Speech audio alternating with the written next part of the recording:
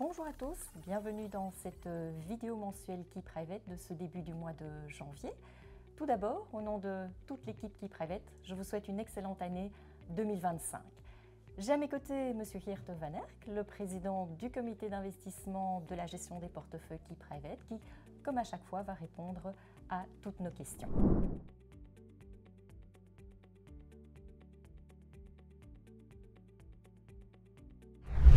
Alors l'année 2024 n'a pas été très faste sur le plan économique. L'Europe en particulier a pesé sur l'économie internationale. Alors voit-on une certaine reprise au niveau des marchés? Geert, qu'en pense le comité d'investissement?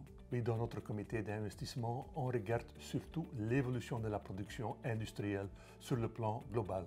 C'est vraiment là où se trouve la faiblesse de l'économie mondiale. C'est surtout en Europe où les investissements sont faibles parce qu'aux États-Unis, on remarque que l'économie reste quand même bien supportée. Mais en Europe, il y a certaines incertitudes sur le plan géopolitique, mais aussi on attend les premières décisions de Donald Trump. Donc voilà, la production industrielle reste faible sur le plan global, mais c'est plutôt lié à tout ce qui se passe en Europe et aussi un peu en Chine. Et si on regarde par exemple en détail les chiffres ou les indicateurs sur la production industrielle, si on regarde les subdivisions de cet indicateur, on remarque de nouveau que la faiblesse se trouve dans les investissements. Le consommateur dans les pays européens, mais aussi aux États-Unis, reste bien supporté, donc la consommation reste bien supportée. Donc là, il n'y a pas vraiment de faiblesse, mais les questions se posent surtout sur le niveau d'investissement en Europe, particulièrement en France, en Allemagne. On connaît les incertitudes, mais dans le comité d'investissement, on remarque quand même qu'on a vu le plus bas. D'autres indicateurs confirment un peu qu'on a vu le plus bas fin décembre 2024 et maintenant on s'attend à un rebond, à une reprise de la production industrielle sur le plan global et c'est surtout pour nous, pour le comité d'investissement, un indicateur qu'on va suivre de très proche pendant 2025. Alors malgré des données économiques plutôt décevantes, nous constatons que beaucoup d'investisseurs ne sont pour autant pas très défensifs dans la composition de leur portefeuille. Alors l'investisseur Geert devrait-il être plus prudent? Qu'en pense le comité d'investissement? Oui, et ça c'est quelque chose qui est quand même très remarquable, c'est cette déconnexion entre l'économie mondiale et la réalité sur les marchés financiers, surtout pour les investisseurs en bourse, parce que les 2 dernières années étaient très très bonnes pour des investisseurs en actions, malgré tout ce qui se passe en Europe, dans le Moyen-Orient, et aussi les élections par exemple aux États-Unis. Donc les bourses performent très bien et de nouveau, on remarque au début de 2025 que la grande majorité des investisseurs reste quand même bien dynamique. Dans le comité d'investissement, on n'a pas encore reçu un signal d'être plus prudent ou de devenir plus défensif dans les allocations de nos portefeuilles. Et voilà un indicateur qui confirme aujourd'hui pourquoi les investisseurs ne sont pas du tout inquiets. Sur l'écran, vous voyez la performance relative du secteur des boissons et de la nourriture aux États-Unis par rapport à l'indice S&P 500. Quand vous voyez une tendance à la baisse, ça veut dire que le secteur défensif sous-performe le S&P 500. Donc ça veut dire que les investisseurs à l'heure actuelle ne préfèrent pas d'investir dans un secteur défensif parce que même avec une récession, les consommateurs continuent à acheter de la nourriture, des boissons. Donc c'est pourquoi le secteur de la nourriture et des boissons est considéré comme un secteur défensif. Mais de nouveau, aujourd'hui, on ne reçoit pas un signal qu'aux États-Unis, par exemple, les investisseurs deviennent plus inquiets ou deviennent plus défensifs dans leurs allocations dans les portefeuilles. Et de cette façon, le comité d'investissement de Key Private reste dynamique.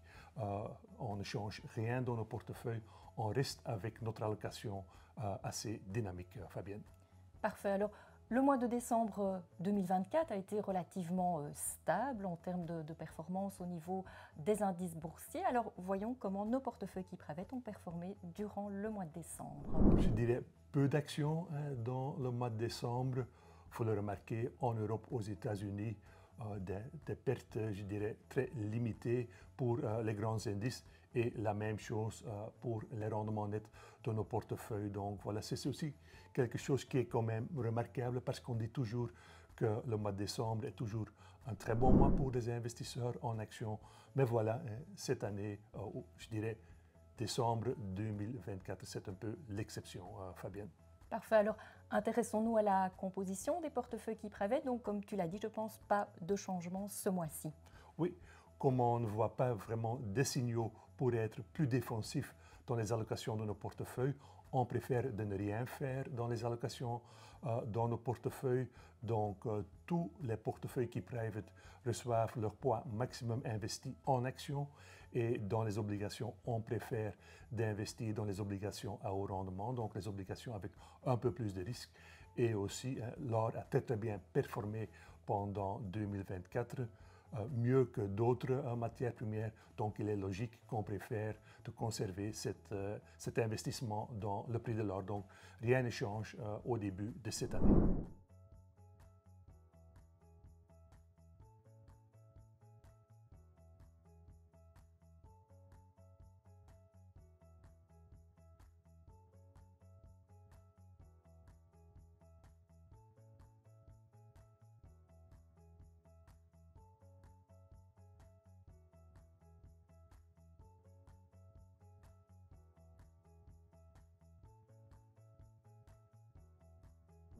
Alors terminons par le tableau des performances nettes KeyPrivate depuis donc le lancement en 2016 et donc avec les rendements pour l'année 2024.